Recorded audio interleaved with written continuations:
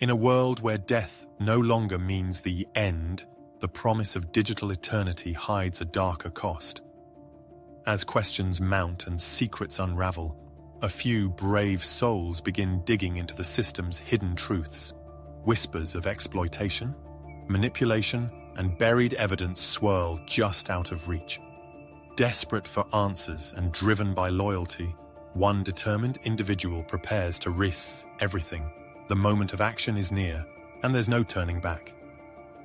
This episode of the Afterlife Trap is brought to you by the upcoming novel Demon Protocol. Kirkus Reviews calls it an engaging and plausible techno-thriller and gave it their get it verdict.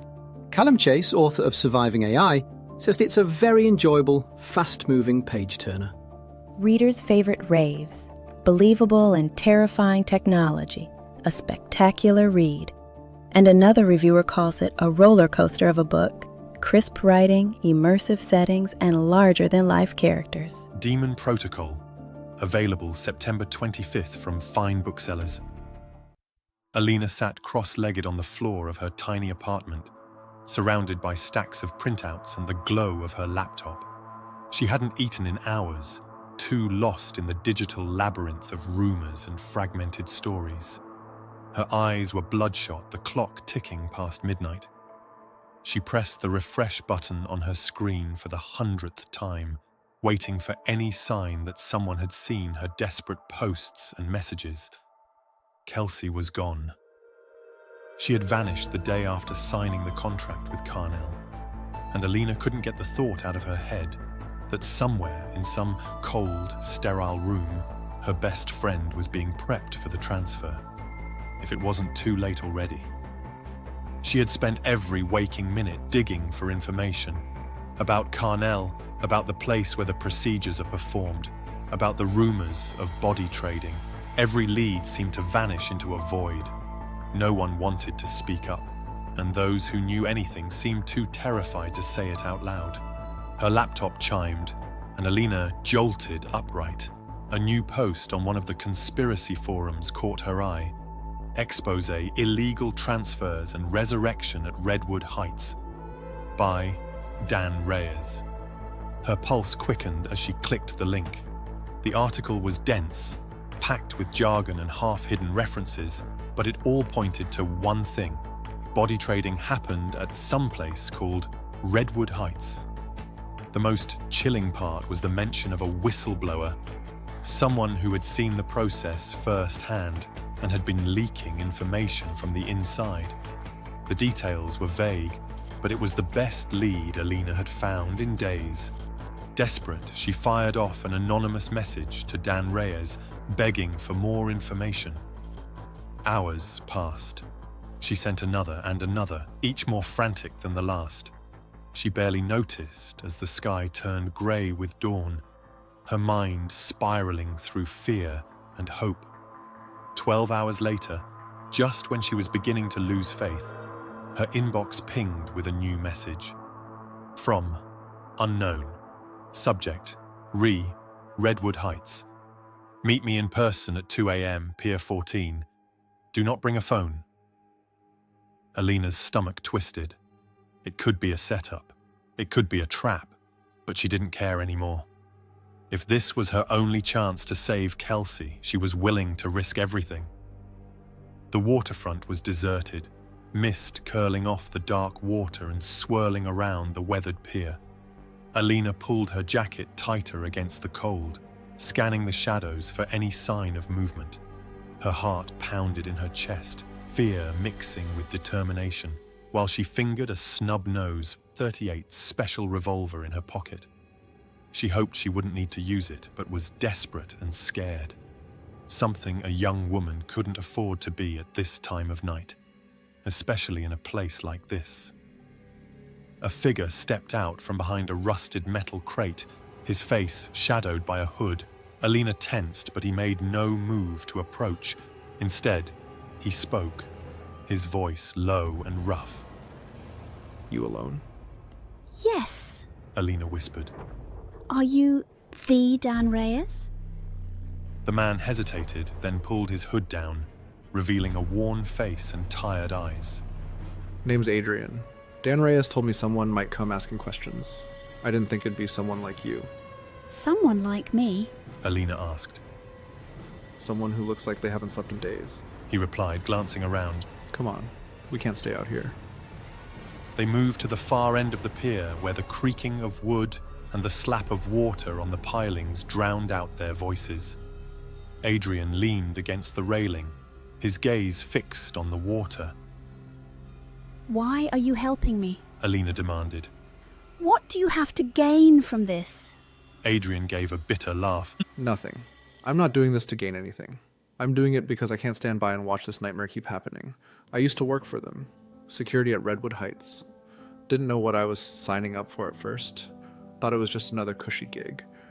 Then I saw what they were doing. And I couldn't look away. Alina's hands clenched. What did you see? His face darkened. People being wheeled into the back rooms, drugged to the point of catatonia. Wealthy patrons in crisp suits waiting like vultures for the transfer.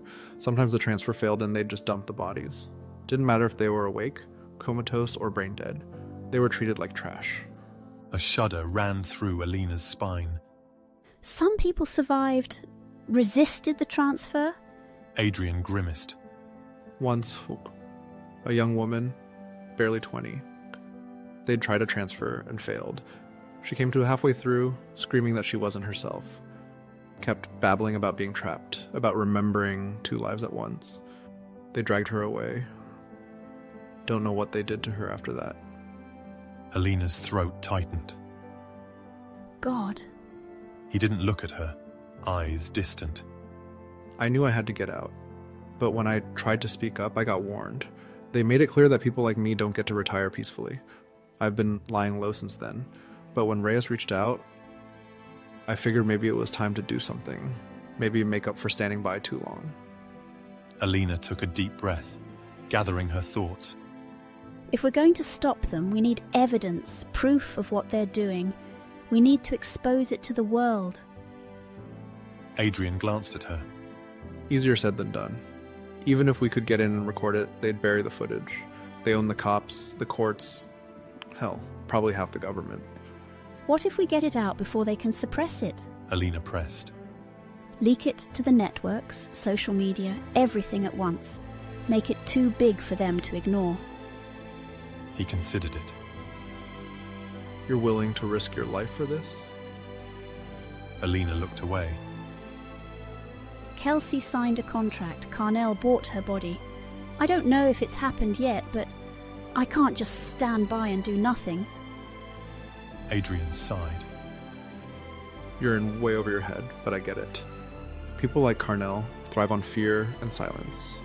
If we're going to do this, we need to get in, pull the data from their internal servers, and get out fast. What if we're caught? Alina asked. He shook his head. You won't be. I'll take the fall if it comes to that. You just get the data out. Make sure it sees daylight. Alina swallowed the lump in her throat. What's the plan? Adrian pulled out a rough map and spread it on the railing. There's a side entrance. Staff only. I still have my credentials. We'll have to get to the server room on sublevel B. Security's lighter down there since they think nobody knows about it. But once we start pulling files, it'll trigger alarms. Alina nodded, memorizing the layout. We're really doing this. He looked at her, a faint, grim smile tugging at his lips. Yeah, we're doing this. They approached Redwood Heights in a nondescript van Adrian had borrowed. Alina's hands shook as they passed the first security gate. Adrian leaned over, swiping his ID card, and the light flashed green. As the gate rolled open, Adrian glanced at her, eyes solemn. Now it's too late to turn back. Alina nodded, adrenaline pounding in her veins. We're going to make them pay. Adrian tightened his grip on the wheel and drove through the gate, the imposing silhouette of Redwood Heights looming ahead. In the silence that followed, Alina felt fear clawing at her stomach, but she forced it down. She couldn't afford fear now. Kelsey needed her, and Adrian needed to believe that all this risk wasn't for nothing. They were in. No turning back now.